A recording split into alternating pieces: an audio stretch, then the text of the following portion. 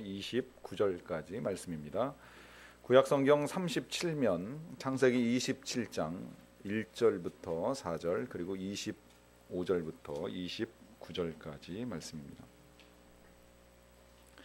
이 계시의 말씀을 제가 받들어 읽어드릴 때 살아계신 하나님의 음성을 들으실 수 있기를 바랍니다. 이삭이 나이가 많아 눈이 어두워 잘 보지 못하더니 맏아들 에서를 불러 이르되 내 아들아 하매 그가 이르되 내가 여기 있나이다 하니 이삭이 이르되 내가 이제 늙어 어느 날 죽을는지 알지 못하니 그런즉 내 기구 곧 화살통과 활을 가지고 들에 가서 나를 위하여 사냥하여 내가 즐기는 별미를 만들어 내게로 가져와서 먹게 하여 내가 죽기 전에 내 마음껏 내게 축복하게 하라. 건너뛰어서 25절을 봅니다. 이삭이 이르되 내게로 가져오라. 내 아들이 이 사냥한 고기를 먹고 내 마음껏 내게 축복하리라. 야곱이 그에게로 가져가매 그가 먹고 또 포도주를 가져가매 그가 마시고 그의 아버지 이삭이 그에게 이르되 내 아들아 가까이 와서 내게 입 맞추라. 그가 가까이 와서 그에게 입 맞추니 아버지가 그의 옷의 향취를 맡고 그에게 축복하여 이르되 내 아들의 향취는 여호와께서 복주신 밭의 향취로다.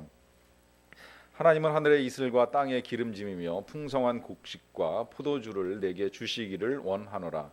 만민이 너를 섬기고 열국이 내게 굴복하리니 네가 형제들의 주가 되고 내 어머니의 아들들이 네게 굴복하며 너를 저주하는 자는 저주를 받고 너를 축복하는 자는 복을 받기를 원하노라. 아멘. 지난 1월 2일부터 7일까지 우리는 6일간에 걸쳐서 신년 특별 새벽 기도의 시간을 가졌습니다. 이 기간 동안에 우리가 모여서 새벽마다 한 일이 여러 가지입니다. 매일같이 말씀을 보았습니다. 또 찬양으로 경배하면서 하나님 앞에 나아갔습니다. 기도를 드리면서 한 해 동안의 우리의 소망을 아뢰는 일도 하였습니다. 그리고 그와 함께 이제 매일같이 하루에 한 번씩 서로를 축복하며 인사를 나누는 일도 병행을 했습니다. 이 모든 일들이 우리의 삶에 있어서 다 귀한 일이기 때문입니다. 하나님의 말씀을 묵상하고 또 찬양하고 기도하고 그리고 축복하는 일이 우리의 삶의 일상이 되어야 합니다. 우리나라는 구정이 있어서 이중으로 축복을 하는 느낌이 듭니다. 2012년 새해가 시작되면서 서로를 축복하는 인사를 나누었습니다. 그렇다고 해서 구정이 되었을 때에 또다시 인사를 나누지 않는 것도 참 오히려 어색하다는 생각이 듭니다. 그래서 아마 오늘도 아마 여러분들이 서로 간에 또 새해 복 많이 받으시라 하는 인사를 나누실 거라고 생각을 합니다. 두 번 반복해서 인사를 하게 되는 일이 됩니다. 그렇다고 해도 나쁠 것은 없다고 하는 생각이 듭니다. 왜냐하면 이 축복이라고 하는 것은 많이 하면 할수록 좋은 일이 되기 때문입니다. 성경은 이 축복을 믿음의 행위로 간주합니다. 히브리서를 읽어 나가다 보면 히브리서 11장에 믿음의 사람들에 대한 이야기가 열거되어 있습니다. 아벨로부터 시작해서 에녹, 노아, 또 아브라함 이 사람들의 이야기들이 쭉 이어지다가 이삭에 다다르게 되면 이런 말씀이 기록이 되어 있습니다. 믿음으로 이삭은 장차 있을 일에 대하여 야곱과 에서를 축복하였다. 그러니까 믿음으로 이삭이 야곱과 에서를 축복하였다고 기록이 되어 있고요. 또 그 뒤에 바로 이어서 또 믿음으로 야곱은 죽을 때에 요셉의 각 아들들에게 축복하였다라고 하는 기록을 해주고 있습니다. 그러니까 그 이삭이나 혹은 야곱이 그의 자녀들을 향하여서 혹은 손자들을 향하여서 한 이 모든 축복의 행위가 다 믿음의 행위로 간주한 것입니다. 또 실제로 우리가 이제 성경에서 만나는 믿음의 사람들은 서로 간에 축복을 주고받으며 또 그 축복대로 될 것을 믿는 믿음을 가진 사람들이었습니다. 심지어 우리가 이제 오늘 읽은 이 본문만 살펴봐도 그렇습니다. 읽지 않은 부분에 이런 내용이 들어 있습니다. 원래 이 이삭이 축복을 하려고 예정했던 사람은 야곱이 아니라 에서입니다. 그래서 에서에게 축복하기 전에 들에 나가서 사냥을 해가지고 별미를 만들어서 내게 가지고 오라고 명령을 하셨습니다. 그러면 이제 그 음식을 먹고 축복을 하겠다고 말씀을 하셨지요. 이 말을 엿들은 아내 리브가가 야곱에게 들어가서 일러줍니다. 네가 형 대신에 먼저 내가 만들어준 음식을 가지고 이제 변장을 하고 들어가서 아버지의 축복을 받으라 하는 일이었습니다. 그래서 야곱이 이삭의 축복을 받게 되고 이 일을 뒤늦게 알게 된 에서가 그 화가 나가지고 이제 동생을 죽이겠다고까지 하면서 노발대발하는 사건을 우리가 어느 정도 알고 있습니다. 그들이 이런 행동을 보이는 것, 그러니까 리브가가 에서 대신에 야곱을 집어넣는 일, 또 야곱이 대신 축복을 받았다고 해서 에서가 화가 나가지고 이 동생을 죽이겠다라고 하는 이 모든 생각의 근저에는 그들의 마음 속에 축복을 믿는 믿음이 있습니다. 축복이 귀한 일이라고 하는 사실을 인정하는 믿음입니다. 아버지가 자식을 축복하면 그 축복대로 자식의 인생이 만들어질 것이라고 하는 믿음을 가지고 있기 때문에 축복을 얻기 위해서도 애를 쓰고 또 축복을 빼앗기면 화를 내고 하는 이런 일들이 벌어지고 있는 것입니다.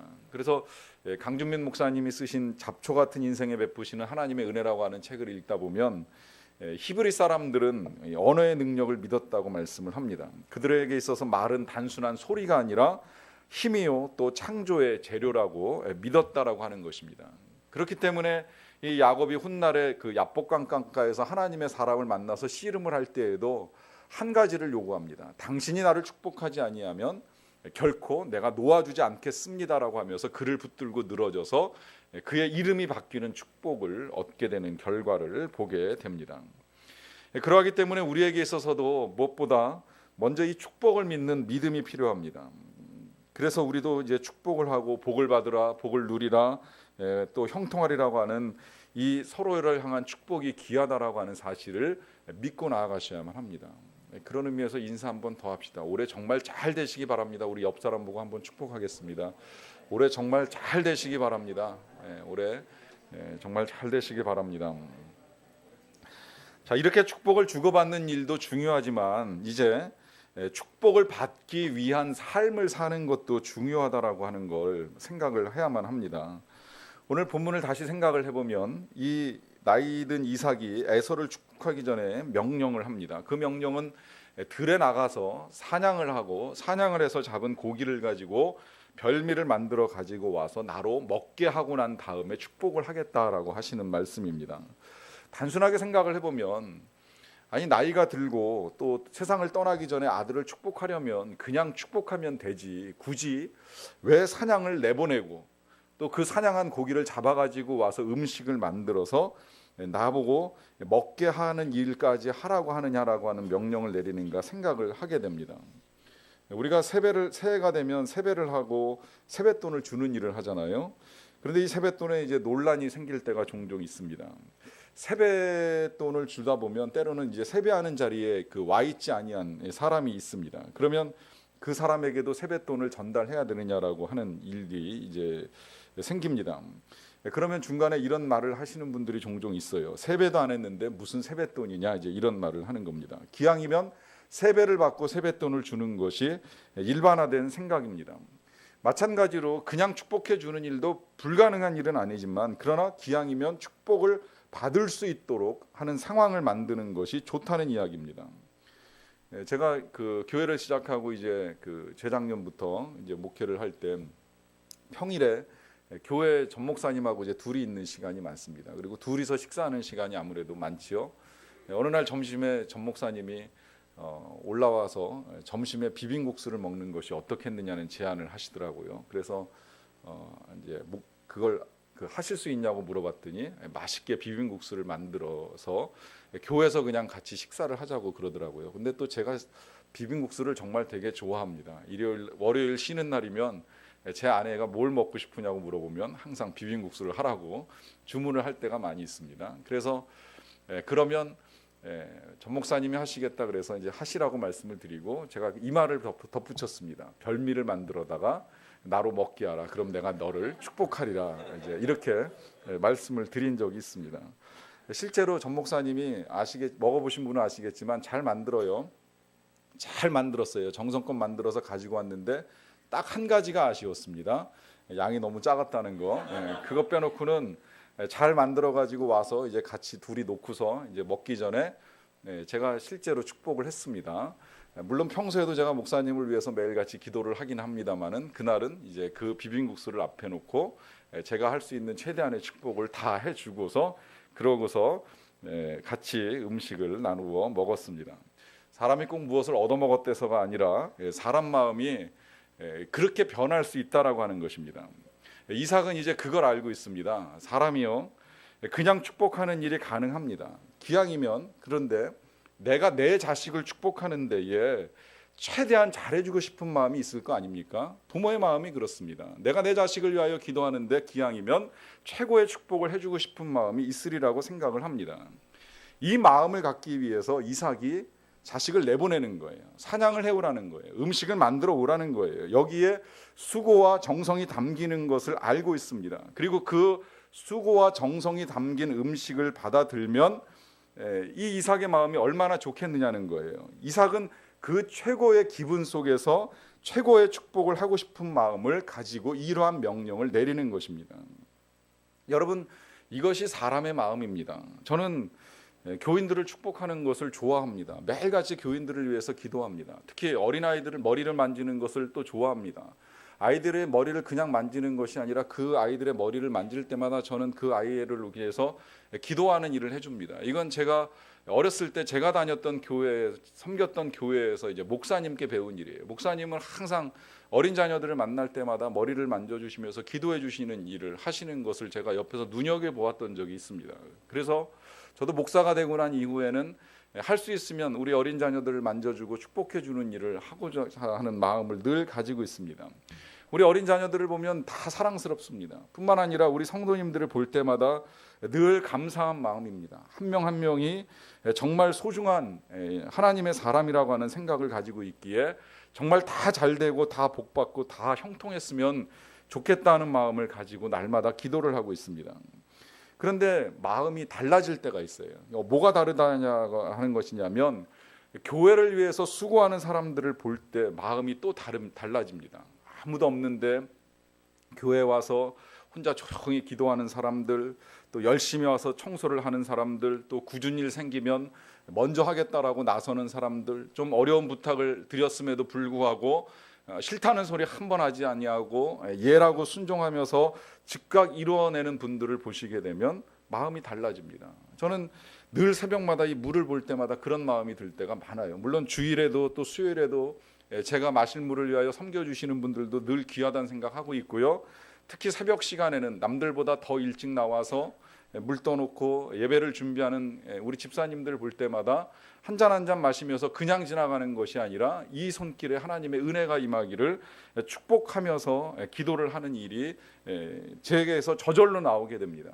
어제 그제 우리 아동부 성경학교가 진행되는 데 가서 봐도 열심을 다하여 섬기는 우리 집사님들, 또 수고하고 계시는 우리 선생님들 볼 때 참 그렇게 귀할 수 없다라고 하는 생각이 들면서 그들의 삶이 저로 하여금 저절로 축복을 하게 만드는 일을 하게 해준다라고 하는 것입니다. 언젠가 권사님하고 제가 이야기를 나누다가 제가 이런 말을 한 적이 있습니다. 우리 딸이 인복이 참 많은 것 같습니다.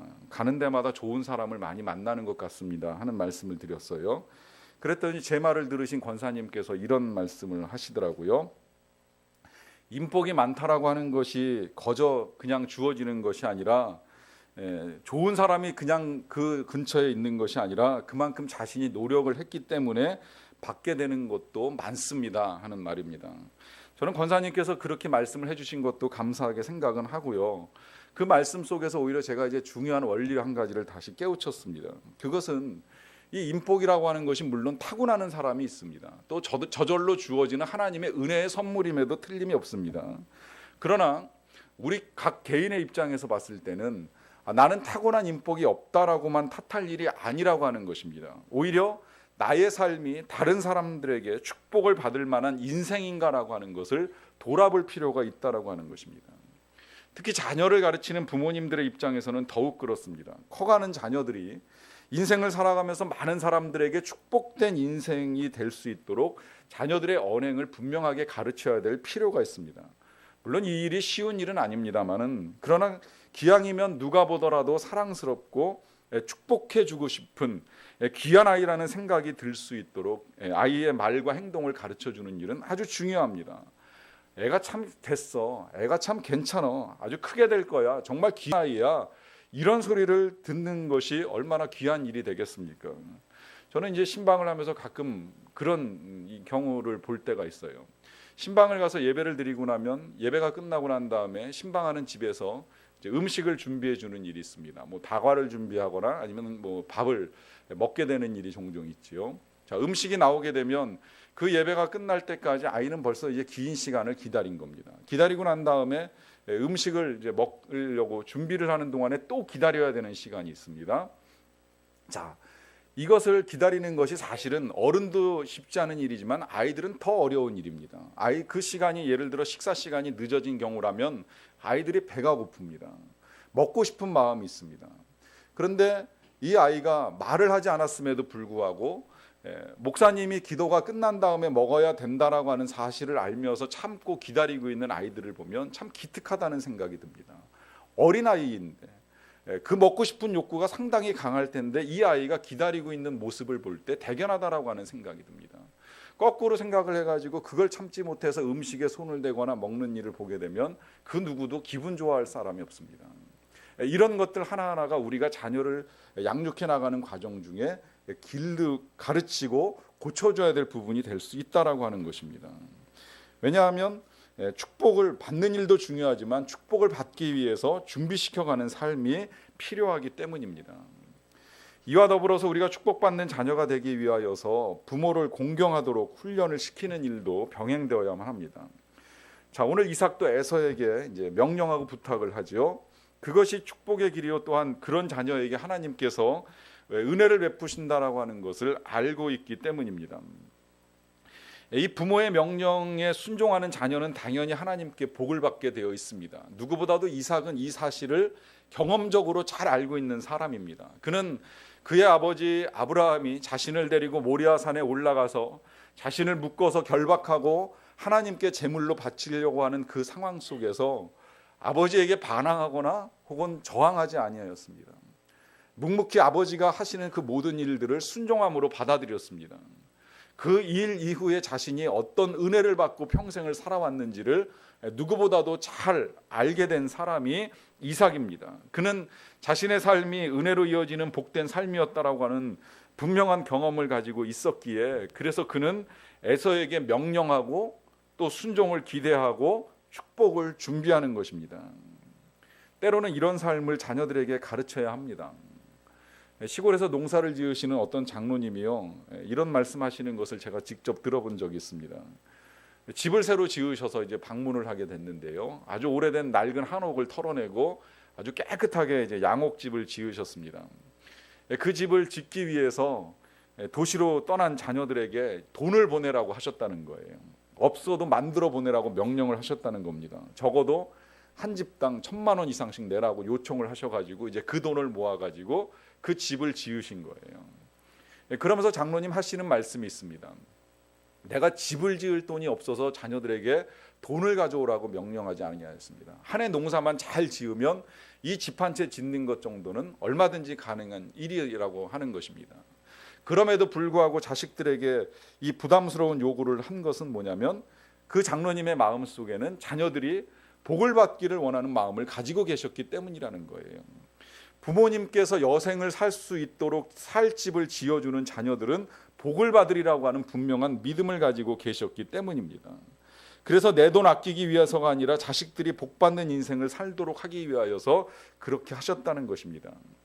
물론 자식들이 자원해서 하면야 세상에서 이보다 더 귀한 일이 없겠지만 쉽지 않은 걸 알고 계십니다. 특히 오늘날은 이 자식들이 그 자녀들을 기르는 것이 너무나도 힘들어서 부모님을 돌아볼 만한 여유가 점점 더 없어집니다. 그래서 때로는 이런 일이 필요하다라고 하는 것입니다. 그래서 사냥을 내보내는 이삭의 마음을 가지고 자식들이 복을 받을 수 있도록 도와주는 일을 할 필요가 있다는 거예요.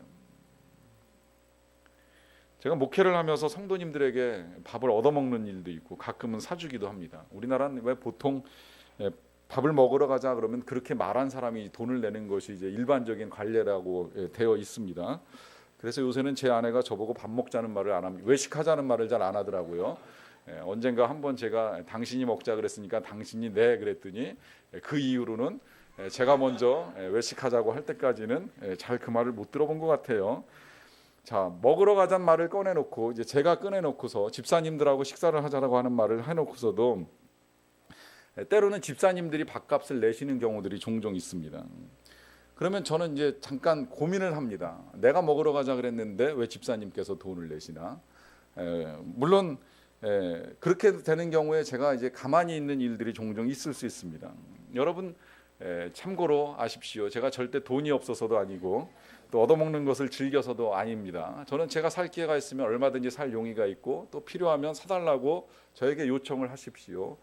어제도 한 집사님하고 둘이 점심을 먹으면서 점심값을 내시고 커피를 먹으러 가자길래 커피는 제가 사겠다고 그랬더니 커피까지 또 사시겠다 그러더라고요. 그래서 한 가지 사셨으니까 내가 한 가지 사겠다고 했는데 굳이 자기가 다 하셔야 된다고 말씀하시기에 그럼 그러시라고 하면서 나한테는 복 받을 기회를 안 주신다고 제가 말씀을 드렸습니다. 여러분, 누군가를 섬기는 일은 귀한 일입니다. 아름다운 일입니다. 물론 우리가 복을 받기 위해 접대를 하고 밥을 사고 하는 것은 아니겠지만 이런 행동 하나하나가 서로가 서로를 축복할 수 있는 기회가 되고 또 더 나아가서는 하나님께 은혜를 받을 수 있는 길을 열어준다라고 하는 것입니다.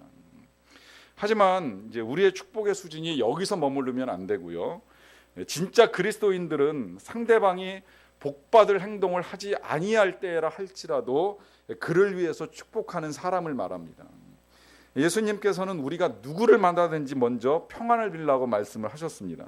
만약에 그가 받을 만하면 받을 것이요 받을 만한 자격을 갖추고 있지 못하다라고 하면 너희의 그 축복한 평안이 너희에게로 돌아오게 될 것이라고 말씀을 하셨습니다.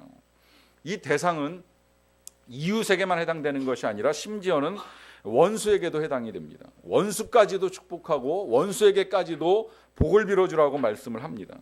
그가 받을 만하면 받을 것이요 만약에 받을 만하지 못하다면 그 모든 것들이 다 우리에게로 되돌아온다라고 말씀하셨습니다.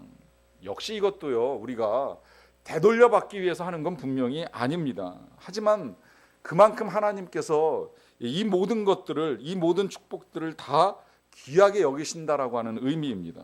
그래서 우리의 축복은 일상화되어야만 합니다. 누구를 향해서도 선한 말을 할 수 있어야만 합니다. 아무리 내 원수라고 할지라도 그 원수가 변화되어서 복받을 인생을 살아가도록 우리가 빌어주어야만 합니다. 그때 우리는 하나님을 닮은 사람이 되고 하나님의 마음으로 이 세상을 살아갈 수가 있기 때문입니다. 그렇다면 이제 그 다음에 어떤 내용을 가지고 빌어줄 것이냐, 어떤 내용을 가지고 축복할 것이냐라고 하는 것이 문제가 되는데요. 오늘 본문을 보게 되면 이제 별미를 먹게 된 이삭이 아들 야곱을 축복하는 내용이 기록되어 있습니다. 그 중에 28절에는 이런 내용의 축복이 들어있죠. 하나님은 하늘의 이슬과 땅의 기름짐이며 풍성한 곡식과 포도주를 내게 주시기를 원하노라. 하늘의 이슬, 또 땅의 기름짐, 풍성한 곡식, 포도주, 이것들은 당대의 최고로 축복받은 사람에게 허락된 것들입니다. 그러니까 별미를 얻어먹은 이삭이 이제 지금 바로 이 최고의 축복을 가지고 야곱에게 복을 빌어주고 있습니다. 이 귀하고 소중한 것들이 공급되기를 기원하고 있는 것입니다. 그리고 이 모든 것들이 절대 주권자가 되시는 하나님께서 주시기를 원하고 있습니다. 바로 이것이 축복의 내용입니다. 하나님께서 주권자 되시는 하나님께서 주셔야 된다는 사실을 인정해야 되고요. 그 다음에 그 하나님께서 사랑하는 사람에게 주실 수 있는 최대한의 좋은 것들을 주시도록 축복해 주면 됩니다. 그래서 사는 날 동안에 곰핍함이나 주림이 없는 인생을 살아갈 수 있도록 기원해 주는 일은 바람직하다라고 할 수 있습니다. 그런데 때때로 이런 내용을 가지고 이제 다루다 보면 우리 기독교가 기복주의가 아니냐라고 하는 지적을 자꾸 받게 됩니다. 기독교가 기복주의로 흐르고 있다라고 하는 소리를 많이 듣게 됩니다. 정말 만약에 우리가 이런 것들만을 놓고 이런 것들만을 구하며 살아가는 인생들이라면 그런 소리를 듣는 것이 당연하겠지만, 그러나 오늘 우리의 축복이 거기서 제한될 수 없다라고 하는 것에 대하여 마지막 29절 하반절에 이제 이삭의 축복이 이렇게 마무리가 됩니다.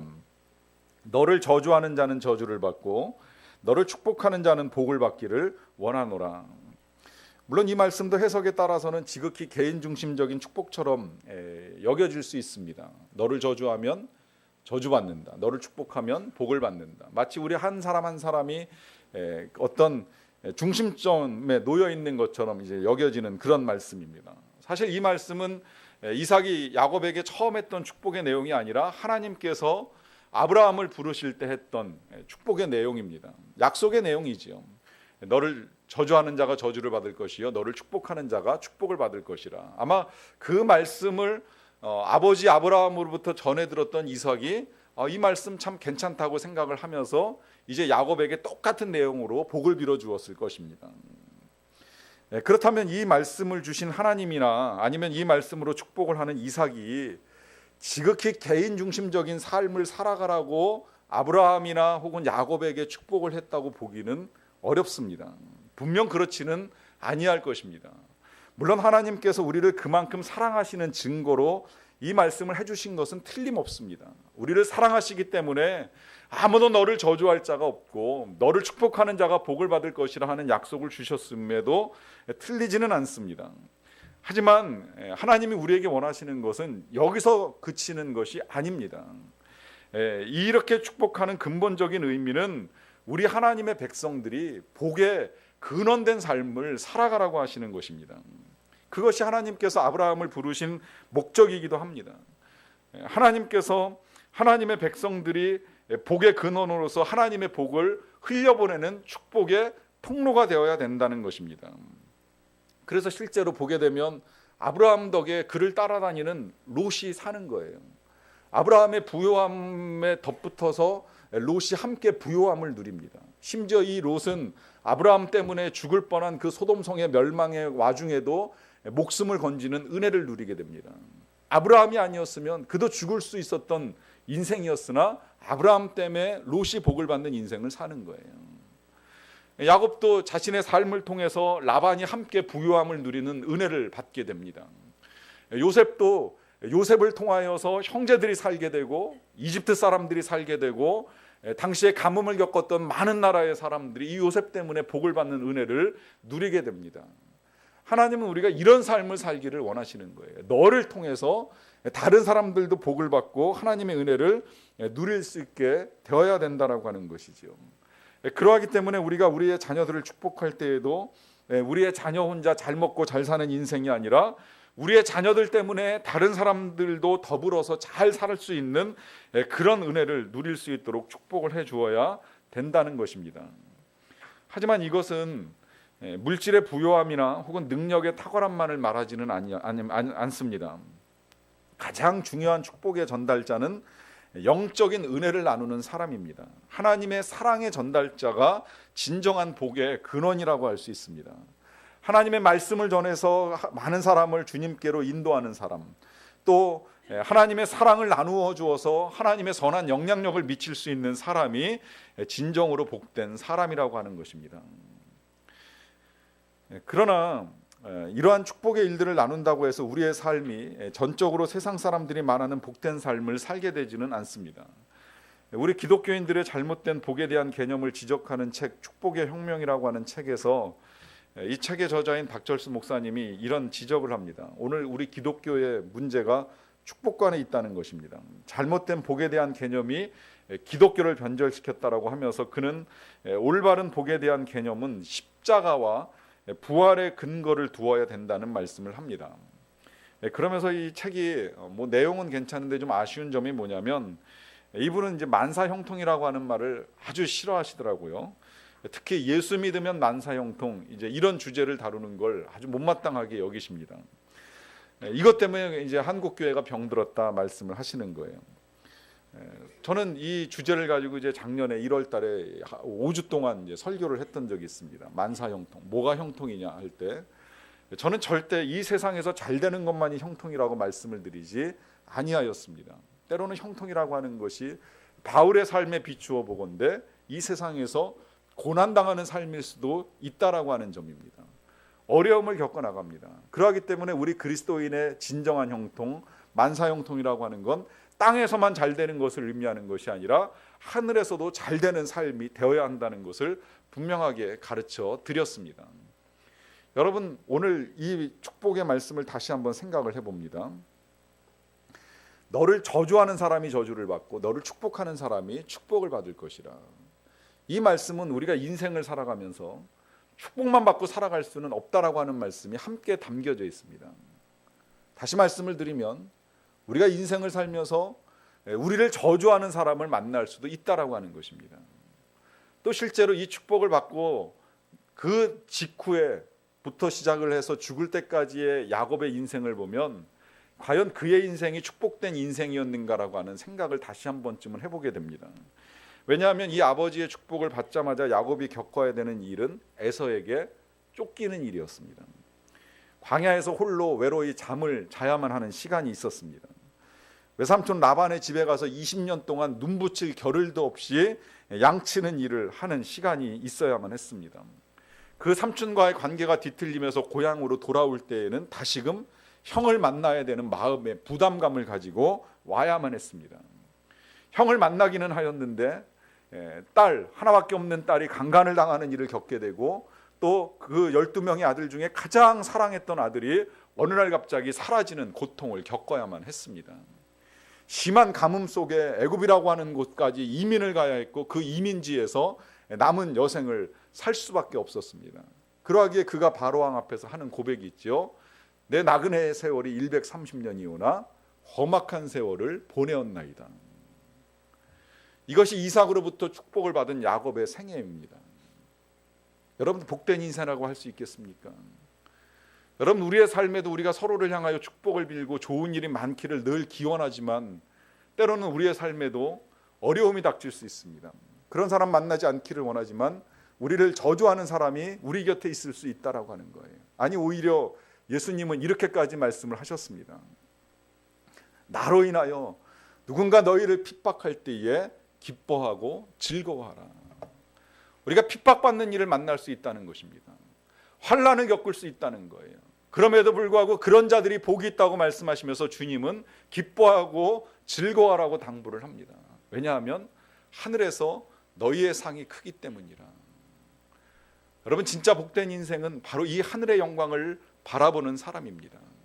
장차 올 영광은 우리가 현재 당하는 고난과 좋게 비교할 수 없다는 사실을 믿고 나아가는 사람입니다. 우리가 이 세상에서 당하는 이 환난에 경한 것이 장차 올 영광에 중한 것과는 좋게 비교할 수 없다라고 하는 믿음을 가지고 살아가는 사람입니다. 그러하기 때문에 우리는 이 땅에서 어떠한 일을 겪을지라도 기뻐하며 즐거워하며 살아갈 수 있는 사람들입니다. 저는 여러분들의 삶이 그렇게 되기를 축복합니다. 이 땅에 사는 날 동안에 하나님의 은혜 가운데 하늘의 풍성한 이슬 맞는 것처럼 또 땅에 기름짐이 넘치는 것처럼 늘 풍족한 가운데 살아가시기를 바랍니다. 그리고 그 부요함이 하나님께로부터 허락이 되었을 때는 그 하나님의 풍성함을 다른 사람들과 나눌 수 있고 전할 수 있는 사랑의 통로로, 축복의 통로로, 은혜의 통로로 살아가시기를 바랍니다. 때때로 인생의 환난과 핍박이 우리의 삶에 찾아온다 할지라도 그때라도 하나님을 향한 믿음을 가지고 궁극적인 승리와 영광을 소망하며 살아갈 수 있는 사람이 되시기를 주님의 이름으로 간절히 축원합니다. 기도하시겠습니다. 하나님, 사랑하는 주의 백성들이 복된 인생 살아가기를 원합니다. 이 땅에 살아가는 날 동안에 곰핍함이 없도록 도와주시옵소서. 하늘의 이슬로 땅의 기름짐으로 모든 넉넉한 것들을 삶에 충만하게 채워 주시옵소서. 무엇보다 하나님을 향한 믿음과 주께서 베풀어 주시는 은혜에 감사할 수 있는 마음을 가지고 살게 하여 주시옵소서. 이 모든 것들을 받고 누릴 때에 나만의 것이 아님을 알게 도와주시고 나누면서 베풀면서 섬기면서 더 복된 인생을 살아가는, 또 복의 통로로서 살아가는 자들이 되게 하여 주시옵소서. 때로는 환난과 핍박이 우리의 삶에 찾아들어왔을 때라 할지라도 그것으로 인하여 원망하거나 비난하지 않도록 도와주시고 궁극적인 승리와 영광의 날들을 바라보며 현재의 고난을 믿음으로 잘 이겨나갈 수 있는 복된 인생들이 다 되게 하여 주시옵소서. 예수님의 이름으로 기도하옵나이다. 아멘.